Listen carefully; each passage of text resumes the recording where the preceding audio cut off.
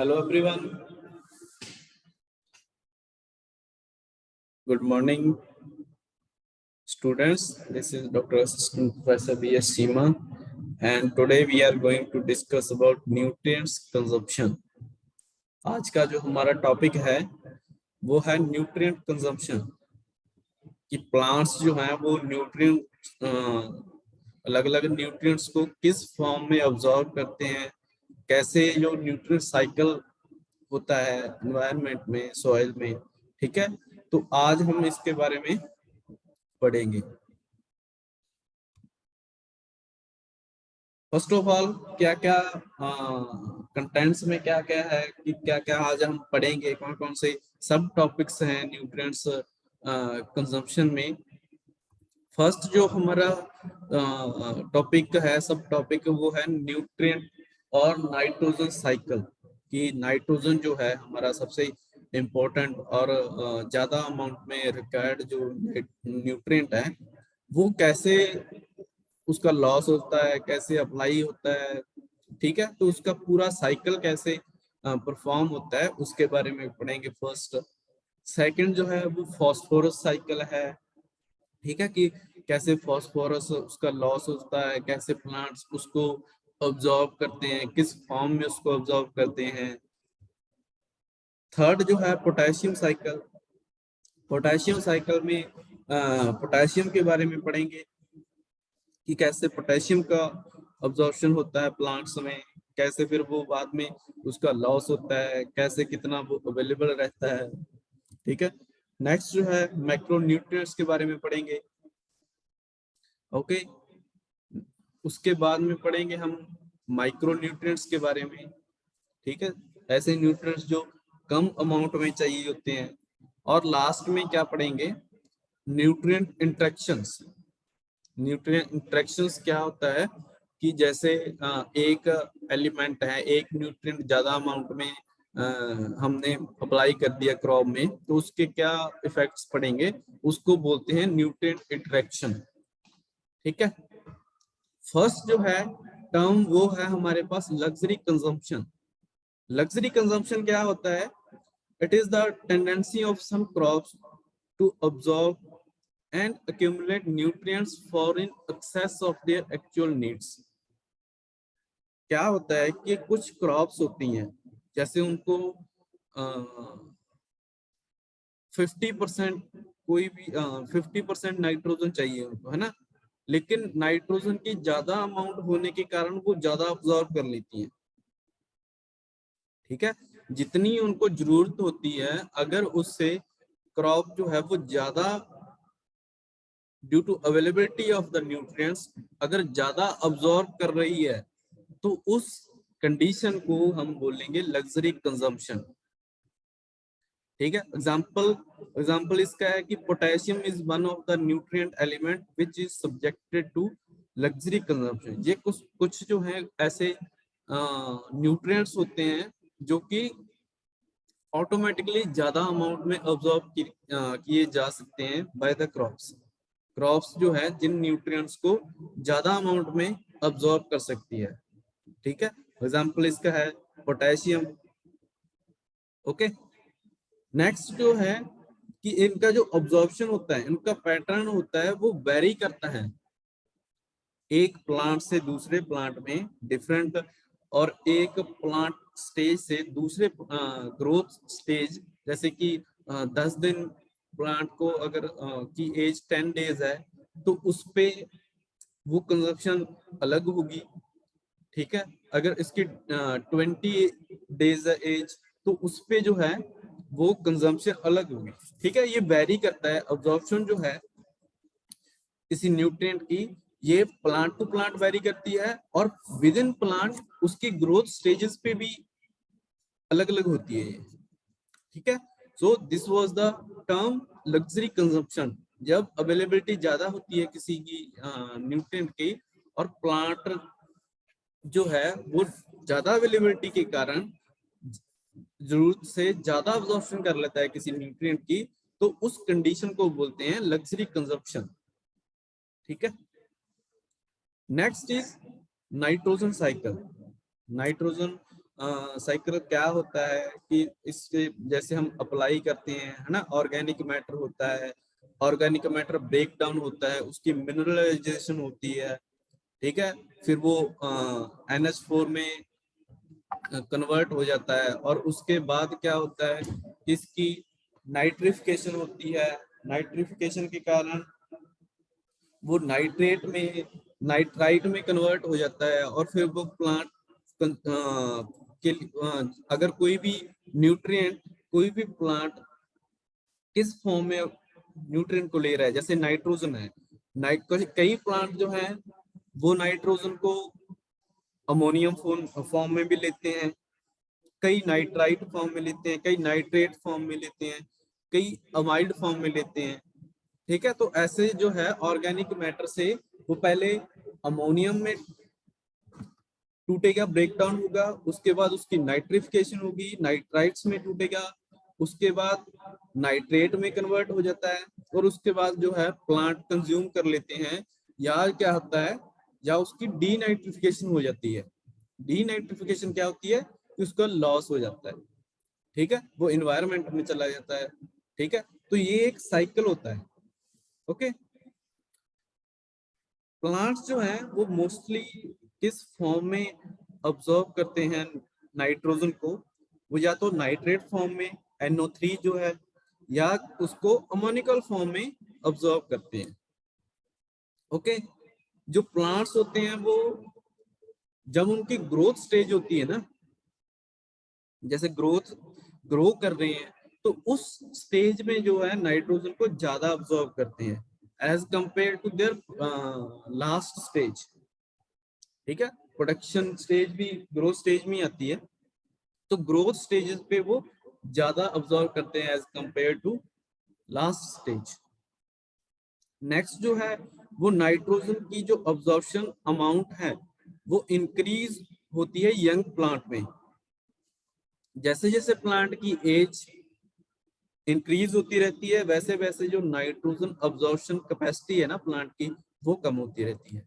तो जितने प्लांट जो है वो यंग होंगे, उतनी ज्यादा नाइट्रोजन को अब्सॉर्ब करेंगे, ओके। कोई भी प्लांट जो है वो एक्स्ट्रा नाइट्रोजन को अब्सॉर्ब कर सकता है, ठीक है, और बाद में उसका यूज भी कर सकता है।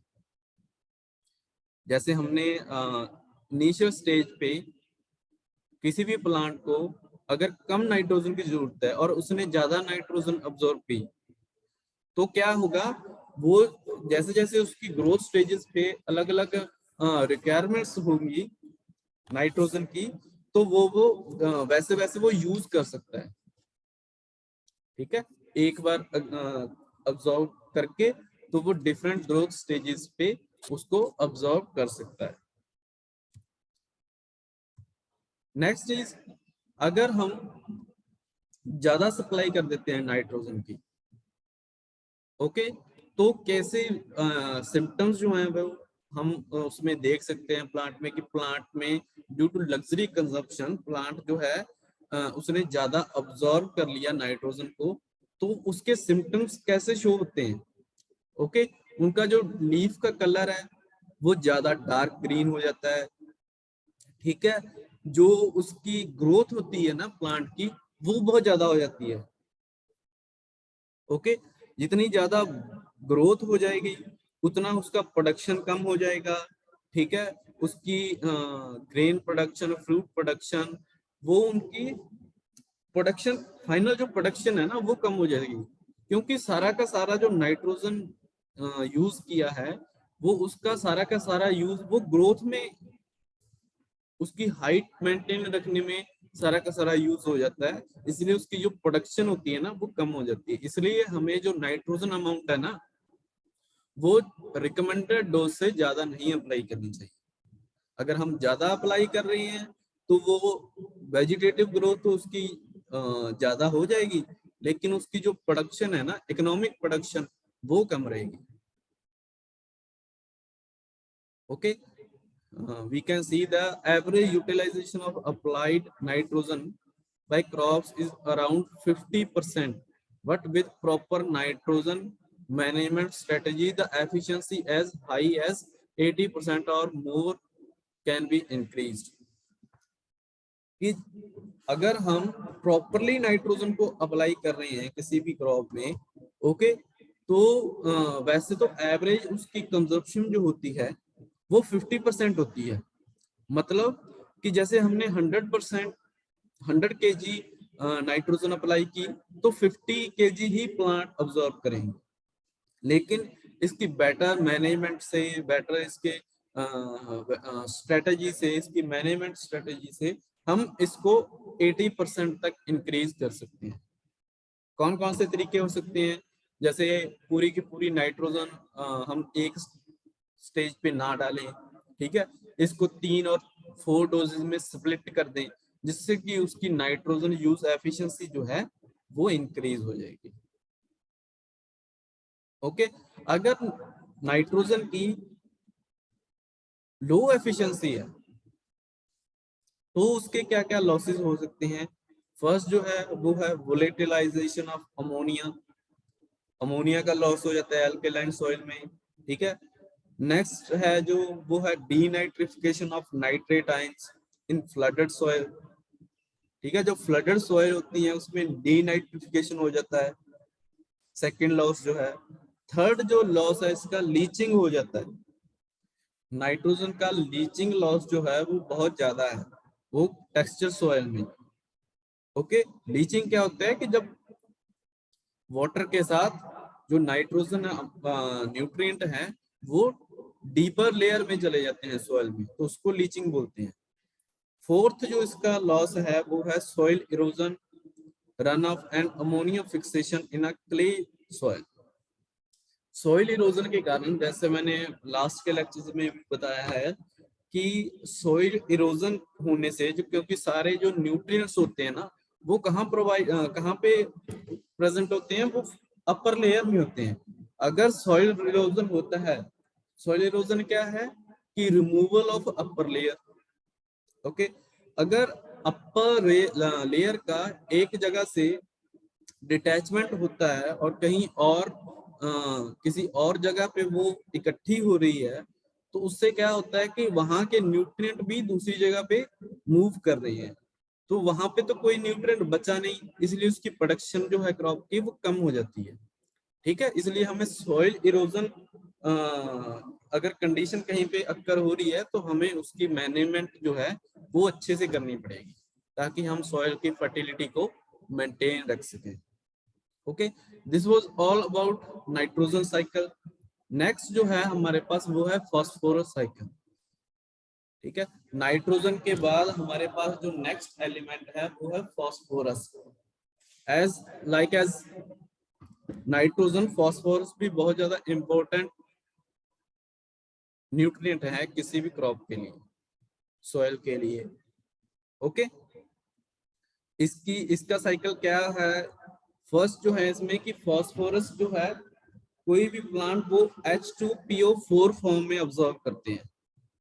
प्लांट्स जो हैं H2PO4 एक फॉर्म होती है फास्फोरस की, इस फॉर्म में प्लांट्स ऑब्जर्व करते हैं फास्फोरस को। Okay, it is concentrated more in the reproductive parts of plant and in seeds. Harvested crops contain considerable amount of phosphorus. इसकी जो कंसंट्रेशन होती है ना वो कहाँ पे होती है?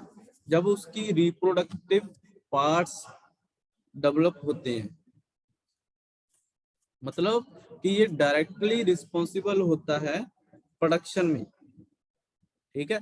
अगर फास्फोरस की प्रोडक्शन, अगर फास्फोरस की डेफिशिएंसी है तो हमारी जो प्रोडक्शन होगी ना वो कम होगी, क्योंकि रिप्रोडक्टिव पार्ट्स में ये डायरेक्ट रोल इन्वॉल्व है, इसका डायरेक्टली पार्टिसिपेट करता है रिप्रोडक्टिव पार्ट्स में।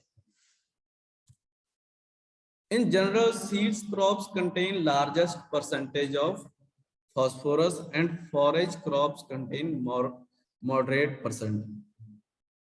जो सीड्स क्रॉप होती है, सीड क्रॉप जैसे हमारा व्हीट होगी, बार्ले हो गया, राइस हो गया, तो ये ज्यादा अमाउंट इसमें होती है फास्फोरस की। As compare to forage crop. Forage crops कौन सी होती हैं? जो पशुओं के लिए चारा के रूप में यूज की जाती हैं, उनको फॉरेज क्रॉप्स बोलते हैं। ओके, मेज हो गया जैसे, तो उसमें जो है वो उसमें फास्फोरस की कमी होती है, वो कम यूज करती हैं फॉरेज क्रॉप्स, और सीड क्रॉप्स जो हैं वो फास्फोरस को ज्यादा अमाउंट में ऑब्जर्व करती हैं। Next is phosphorus application. Unlike nitrogen is known to benefit the growth and productivity of more than one crop in rotation, the residual phosphorus contributes more of phosphorus to crop rotation. Responses to applied phosphorus depends on soil properties, initial available phosphorus variety, level of nitrogen and management practices. जो इसके phosphorus के जो benefits हैं, okay, जो response है crop से, वो किस पे डिपेंड करते हैं? सॉइल प्रॉपर्टीज पे डिपेंड करते हैं। ओके, पहले से कितनी ज्यादा अवेलेबल फॉस्फोरस है सॉइल में, उस पे डिपेंड करते हैं, और जो है लेवल ऑफ नाइट्रोजन कितना है, और मैनेजमेंट प्रैक्टिस। ये 5 फैक्टर्स हैं जिन पे जो रिस्पॉन्सेज हैं फॉस्फोरस के वो डिपेंड करते हैं। ओके, अगर फॉस्फोरस की कंजम्पशन कम है, अगर सॉइल में कंजम्पशन जो है कम है, तो क्या होता है कि 10% और उससे भी ज्यादा अमाउंट उसकी बाद में यूज की जा सकती है। Okay, we can see in the slide that the consumption of phosphorus by the crops is very less. जो कंजम्पशन होती है सॉइल की फॉस्फोरस की, वो बहुत कम होती है उसकी एप्लीकेशन के बाद। ठीक है, this is mainly because phosphorus is subjected to immobilization और फिक्सेशन। उसकी जो फिक्सेशन, उसकी जो कंजम्पशन कम होती है, लेकिन एक बार अप्लाई करने के बाद वो लास्ट स्टेज तक प्लांट्स जो है उनका यूज कर सकते हैं, क्योंकि वो उनका लॉस जो है फॉस्फोरस का वो कम होता है। वो मूवेबल नहीं है एक जगह से दूसरी जगह, उसका जो लॉस या उसकी फिक्सेशन है वो कम है। Okay, next is phosphorus fertilizers are not easily and completely soluble in water and their mobility is less within the soil. जैसे मैंने अभी बताया कि वो soluble नहीं होते वाटर में, और उनकी मोबिलिटी है जो है वो कम है। मोबिलिटी मींस, मोबिलिटी को आप एक तरह से मान सकते हो कि लॉस, क्योंकि जब कोई भी न्यूट्रिएंट मोबाइल होता है, मतलब एक जगह से दूसरी जगह वो इजिली जा सकता है, ट्रेवल कर सकता है with the help of water, with the help of air, तो उसको हम मोबाइल एलिमेंट बोलते हैं। लेकिन ये वाटर में डिसॉल्व नहीं होता, इसलिए इसकी जो मोबिलाइजेशन है वो कम है। ठीक है, तो इसका लॉस जो होता है एज कंपेयर टू नाइट्रोजन वो कम होता है। नेक्स्ट हमारे पास जो साइकिल है वो है पोटेशियम साइकिल। पोटेशियम साइकिल क्या है, आप लोगों को पता है कि जब कैसे पोटेशियम जो है वो मूव करता है, अब्सॉर्ब होता है प्लांट में, और उसके बाद उसका लॉस होता है, वो एनवायरनमेंट में जाता है, और दोबारा उस कैसे वो सॉइल में आता है, उसको हम बोलते हैं potassium cycle. Okay, first of all जो है potassium take is often equal to और more than that of nitrogen. कि जो पोटेशियम है उसकी जो कंजम्पशन है प्लांट में, वो या तो नाइट्रोजन के इक्वल है और या नाइट्रोजन से ज्यादा है। पोटेशियम को जो क्रॉप्स हैं वो ज्यादा अमाउंट में अब्सॉर्ब कर सकती हैं। किस फॉर्म में अब्सॉर्ब करती हैं? तो पोटेशियम को वो K+ फॉर्म में अब्सॉर्ब करते हैं। पोटेशियम जो है किसी के साथ कॉम्बिनेशन में नहीं होता, पोटेशियम सिंगल एलिमेंट है जो कि as it is K+ form में क्रॉप्स द्वारा अब्सॉर्ब किया जाता है। Okay, high crop yields and higher rates of nitrogen and phosphorus application accelerate potassium uptake. अगर हम ज्यादा अमाउंट अप्लाई कर रहे हैं नाइट्रोजन और फास्फोरस की, तो ये इनहांस करता है, मतलब पोटेशियम अपटेक प्रोसेस को इंक्रीज करता है। ठीक है, अगर नाइट्रोजन और फास्फोरस ज्यादा है तो पोटेशियम अपटेक जो प्रोसेस है वो भी ज्यादा होगी। Okay, plants absorb and accumulate potassium foreign access for their needs if it is present sufficiently in soil without affecting। जो प्लांट्स होते हैं ना वो पोटेशियम को अब्सॉर्ब कर सकते हैं जितना उनकी रिक्वायरमेंट है उससे ज्यादा, और विदाउट अफेक्टिंग मींस अपने जो मेटाबॉलिक एक्टिविटी है उसको इफेक्ट किए बिना। अगर लग्जरी कंजम्पशन के कारण पोटेशियम जो है सॉइल में ज्यादा है, amount of potassium is large in the soil, तो कोई भी प्लांट है उसको इजिली जरूरत से ज्यादा अब्सॉर्ब कर सकता है और इसका प्लांट पे कोई भी इफेक्ट नहीं पड़ेगा। ओके, जो क्रॉप्स हैं, there are some crops, example है कि ट्यूबर्स क्रॉप्स लाइक पोटैटो वो ज्यादा अमाउंट में अब्सॉर्ब करती हैं, हैवी फीडर्स हैं पोटेशियम की। नेक्स्ट जो है वेजिटेबल क्रॉप्स में क्या कौन कौन सी है, जैसे कॉलीफ्लावर है, कैबेज है, ये इसको भी ज्यादा जरूरत होती है पोटेशियम की। फॉरेन क्रॉप जो है वो है alpha alpha. Okay, fruit crops जैसे बनाना, ग्रेप्स एंड पाइनएप्पल, ये सारी क्रॉप जो हैं, प्लांटेशन क्रॉप्स जो है, प्लांट जिसको प्लांट करते हैं क्रॉप को, मेथड्स ऑफ सोइंग में आपने पढ़ा था कि प्लांटेशन प्रोसेस होती है जो। ओके, तो प्लांटेशन क्रॉप्स जो हैं वो कौन कौन सी हैं जिनको ज्यादा पोटेशियम की जरूरत होती है, वो है coconut, T and rubber. Okay, so potassium जो है उसके कैसे, उसका लॉस कैसे होता है, लॉस मतलब कि जो अनयूजेबल पोटेशियम है वो कैसे कहाँ जाता है, कैसे वो उसकी फिक्सेशन होती है, कैसे उसका लॉस होता है। ओके, जैसे हमने 100 kg पोटेशियम डाला लेकिन प्लांट ने तो 30-40% ही यूज किया, तो बाकी के पोटेशियम का क्या होता है। ओके, तो फर्स्ट जो है leaching losses of potassium specially in Sandy soils. जो सैंडी सॉइल्स होती है ना उसमें लीचिंग जो होती है पोटेशियम की वो बहुत ज्यादा होती है। सेकंड जो है सॉइल इरोजन के कारण, कुछ पोटेशियम जो है वो सॉइल इरोजन के कारण एक जगह से दूसरी जगह चला जाता है। थर्ड जो इसका रीजन है वो है फिक्सेशन ऑफ पोटेशियम, तो उसकी फिक्सेशन हो जाती है।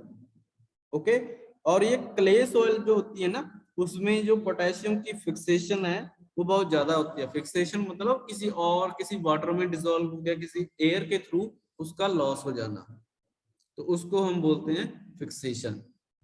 तो ये सब हमने पढ़ा अबाउट द पोटेशियम साइकिल कि पोटेशियम कैसे अब्सॉर्ब होता है, पोटेशियम कैसे यूज होता है। ठीक है, तो दोबारा उस फॉर्म में किस फॉर्म में यूज होता है, कौन कौन सी क्रॉप्स जो हैं जिनको कम ज्यादा पोटेशियम की जरूरत होती है ना।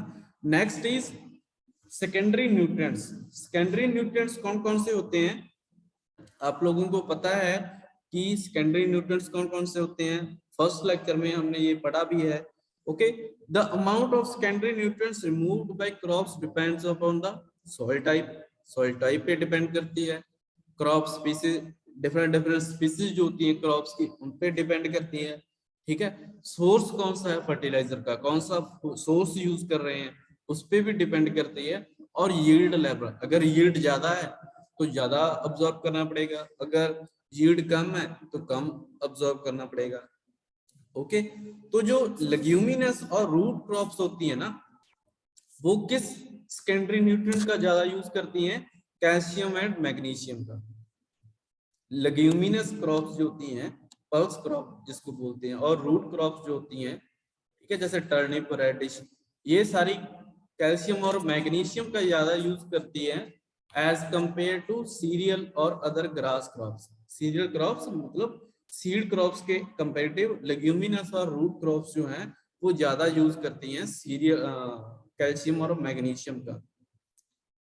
सीरियल क्रॉप्स जो होती हैं वो 10 to 20 kg पर हेक्टेयर इसको यूज करती हैं। ओके, सीरियल क्रॉप्स जो हैं वो 10 to 20 kg on an average की अगर बात करें तो कैल्शियम को पर हेक्टेयर यूज करती हैं। जो बनाना और पाइनएप्पल क्रॉप्स है ना, ओके, उनकी यील्ड जो होती है वो होती है 40 to 50 टन पर हेक्टेयर। और वो कितना कैल्शियम और मैग्नीशियम को यूज करती है, 120 और 140 केजी। जो बनाना और पाइनएप्पल क्रॉप है उसकी जो प्रोडक्शन होती है ना वो 40 to 50 टन होती है पर हेक्टेयर।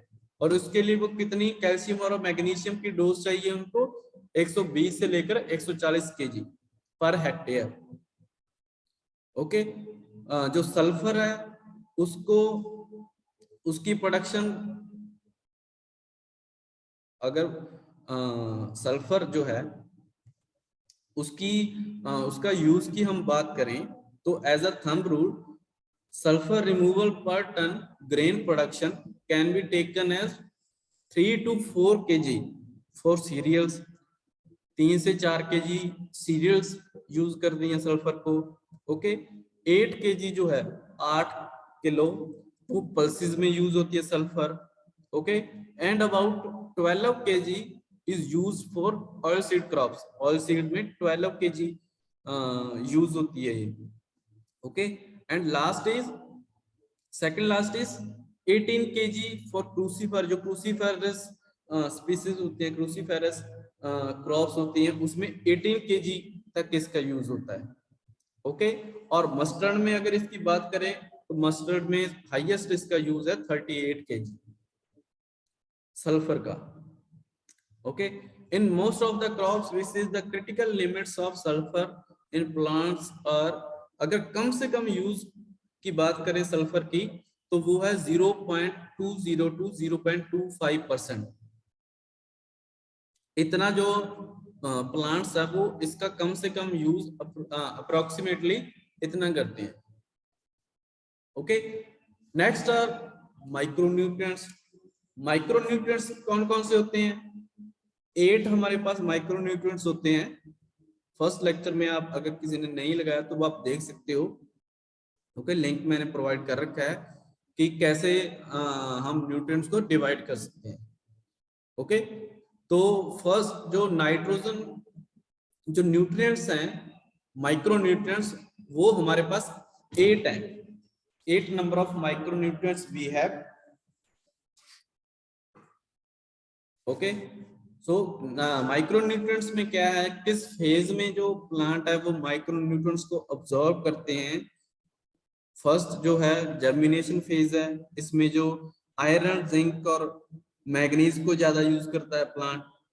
नेक्स्ट जो फेज है वो है वेजिटेटिव फेज, ठीक है, जिसमें iron, zinc, manganese, copper, boron use किया जाता है प्लांट में।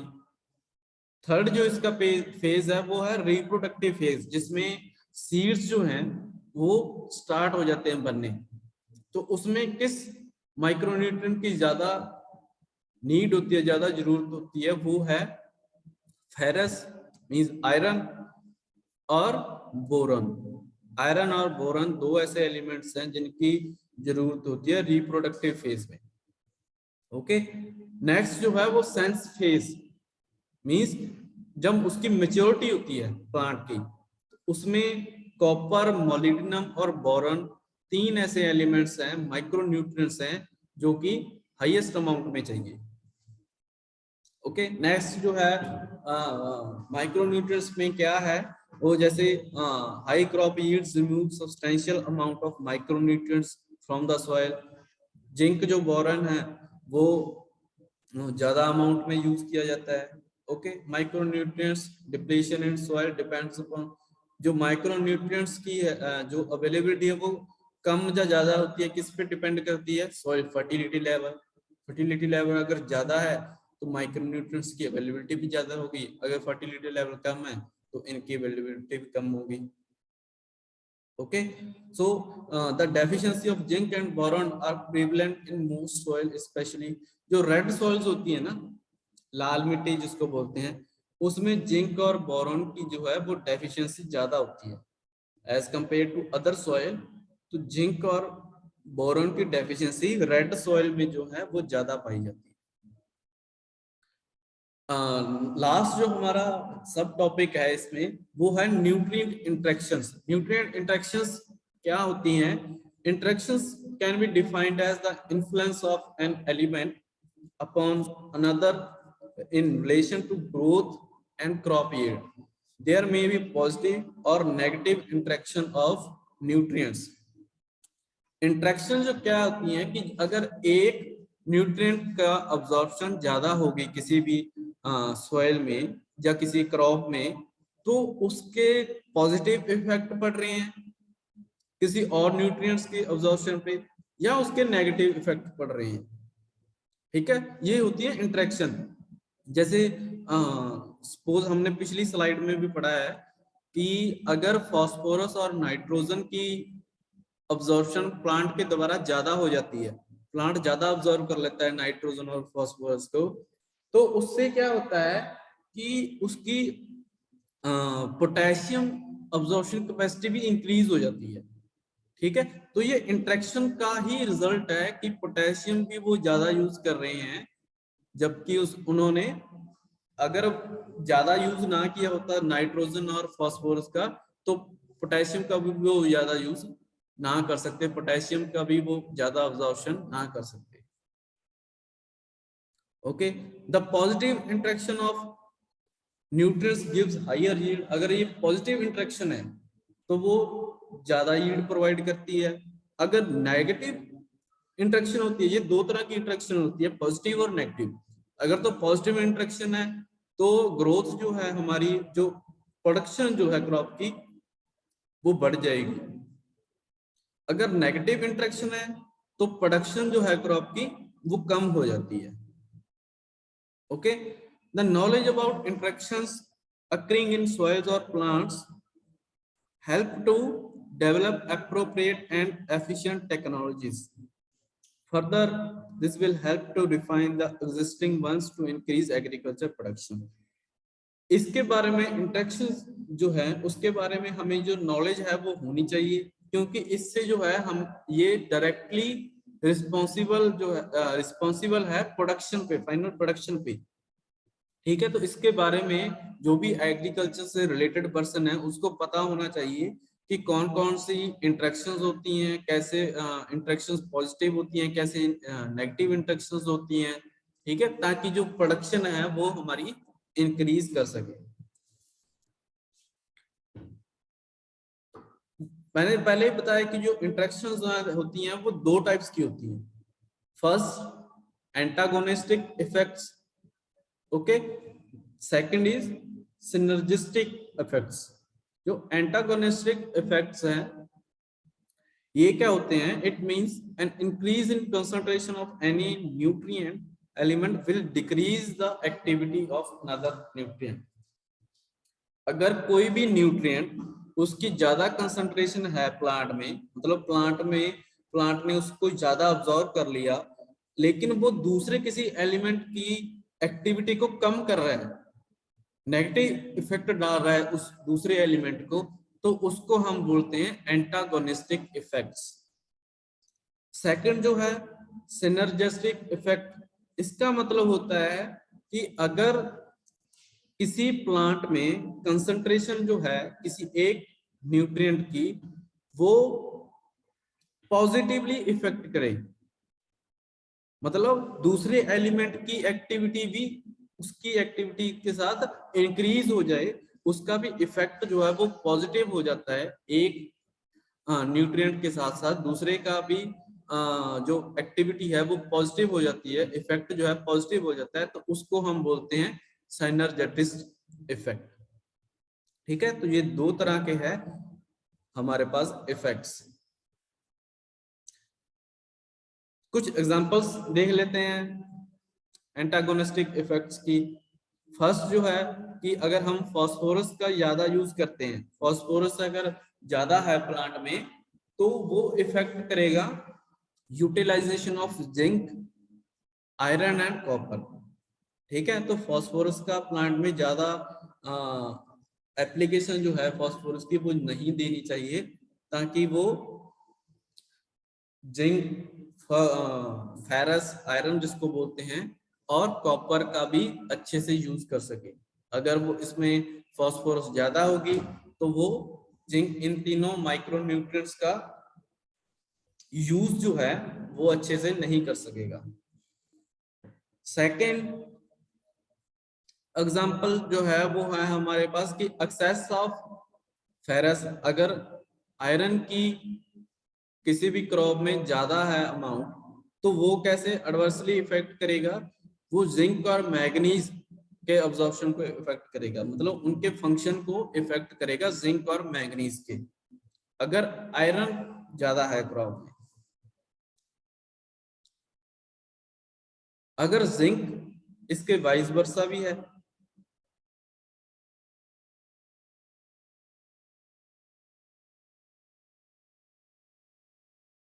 इसके वाइस वर्सा कैसे है कि जैसे आयरन है ना, आयरन अगर ज्यादा यूज कर रहा है कोई भी प्लांट तो वो दूसरे एलिमेंट्स को इफेक्ट कर रहा है।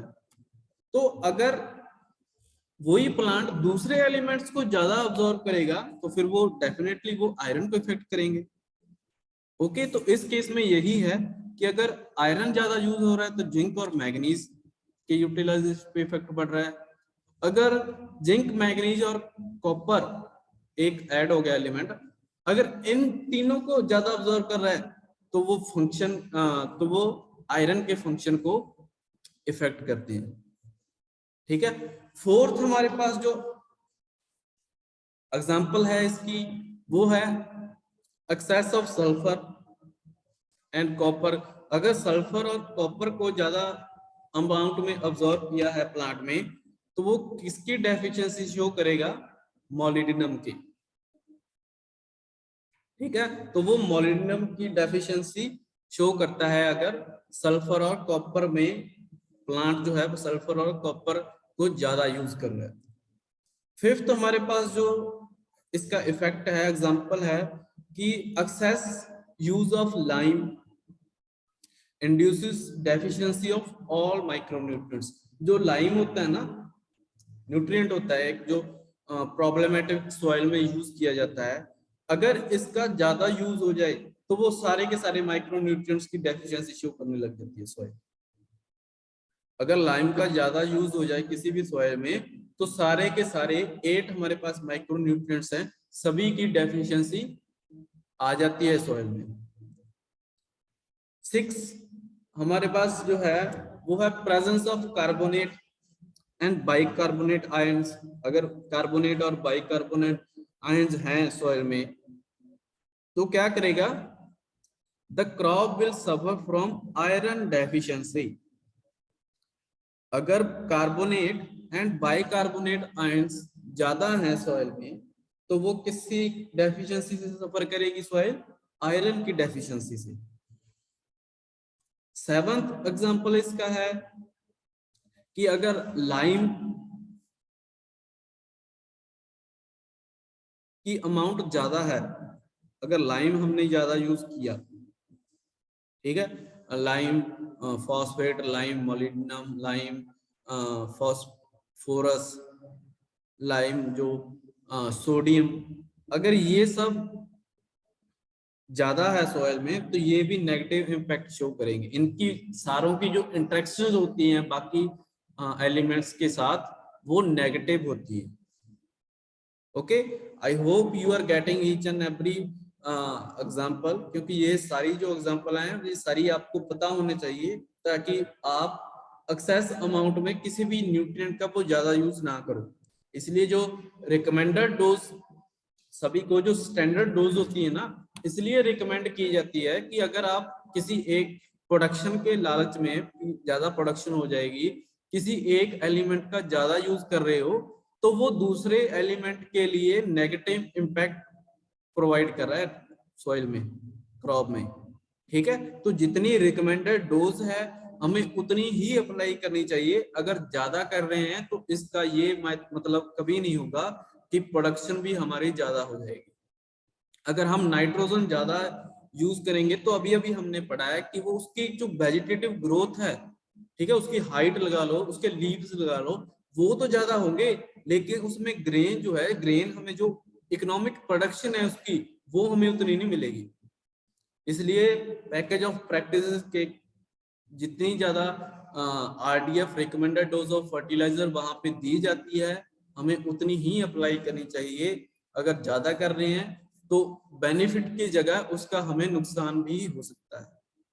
ओके, नेक्स्ट हमारे पास एग्जांपल है कि अगर हम कैल्शियम का ज्यादा यूज कर रहे हैं तो वो कैल्शियम अगर प्लांट में ज्यादा है तो वो फास्फोरस की कमी कर देता है प्लांट में, फास्फोरस की डेफिशिएंसी शो करता है प्लांट अगर कैल्शियम ज्यादा है। अगर हमारे पास कैल्शियम और मैग्नीशियम दोनों की अवेलेबिलिटी ज्यादा है, अगर कैल्शियम भी ज्यादा है प्लांट में, मैग्नीशियम भी ज्यादा है, तो हम कितना भी पोटेशियम उसको अप्लाई करें वो ऑब्जर्व नहीं कर सकता प्लांट, वो पोटेशियम की डेफिशिएंसी कंटिन्यूसली शो करता रहता है। अगर कैल्शियम और मैग्नीशियम दोनों की अमाउंट जो है, कंसंट्रेशन जो है प्लांट में वो ज्यादा है, तो पोटेशियम की डेफिशिएंसी श्योर है ये होगी। 10th हमारे पास एग्जांपल इसका है कि एक्सेस ऑफ कैल्शियम में reduce magnesium Uptake if the ratio is greater than 7:1। अगर कॉपर प्लांट में 7% है और मैग्नीशियम 1% है, मतलब कॉपर 7 गुना ज्यादा हो गया मैग्नीशियम से।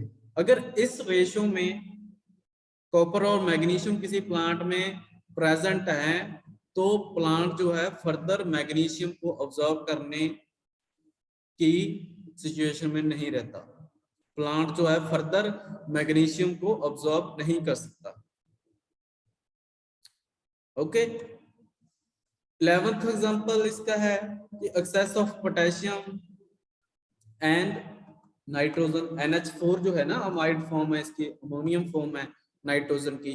अगर इस फॉर्म में नाइट्रोजन और पोटेशियम की एक्सेस डोज अवेलेबल है प्लांट में, तो भी वो मैग्नीशियम अपटेक को डिस्टर्ब करेगा, मैग्नीशियम अपटेक को प्लांट जो है वो अच्छे से नहीं ले सकता मैग्नीशियम, चाहे वो सॉइल में अवेलेबल भी हो। ओके, अगर अपटेक को, अगर मैं बोल रहा हूं कि अपटेक नहीं कर सकता, मतलब अगर चाहे वो अवेलेबल भी हो, चाहे आप अप्लाई भी कर दो तब भी प्लांट नहीं ऑब्जर्व कर सकता अगर पोटेशियम और नाइट्रोजन की अमाउंट ज्यादा है। नाइट्रोजन की अमाउंट किस फॉर्म में, NH+ इस फॉर्म में अगर है।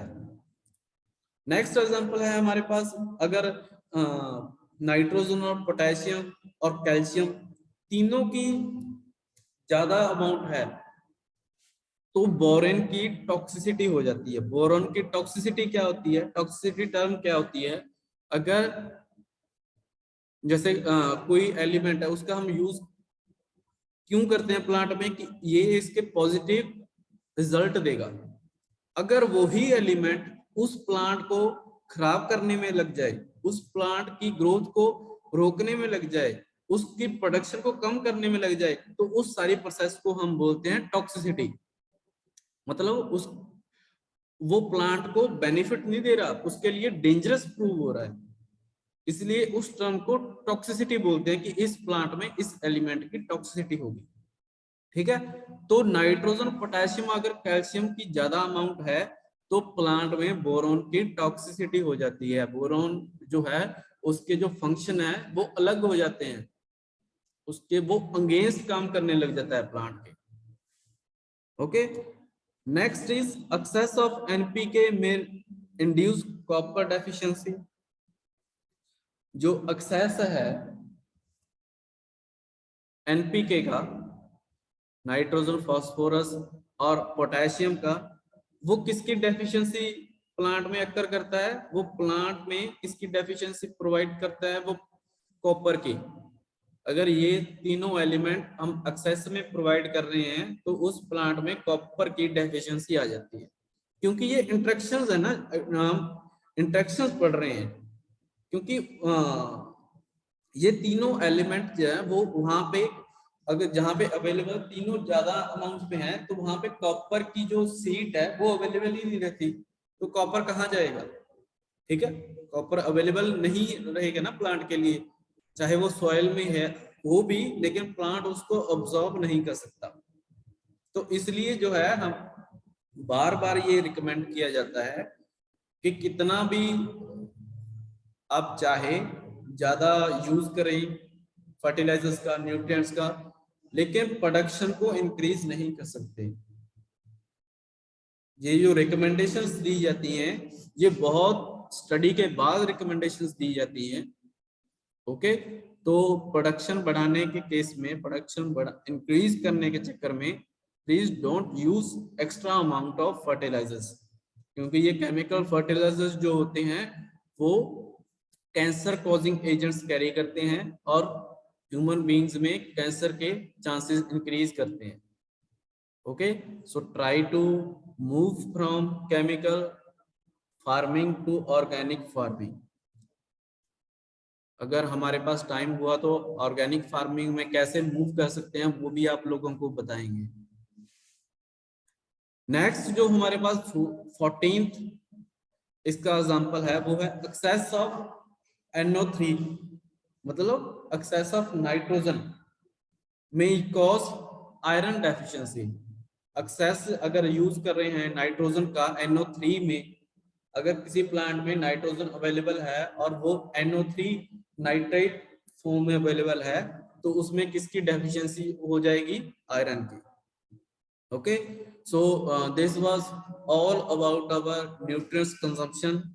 ये सारा कुछ हमने आज जो पढ़ा इस टॉपिक में, न्यूट्रिएंट कंजम्पशन के टॉपिक में, इसमें हमने पढ़ा कि कैसे कैसे जो एक न्यूट्रिएंट है वो दूसरे के लिए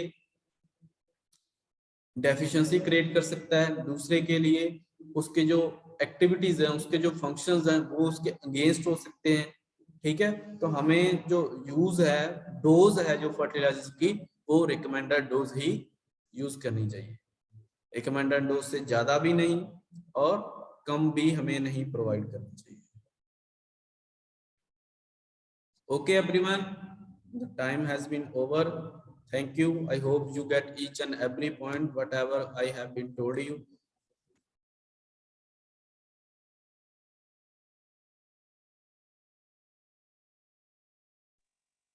Bablu sir, please save your recording. Okay sir, thank you.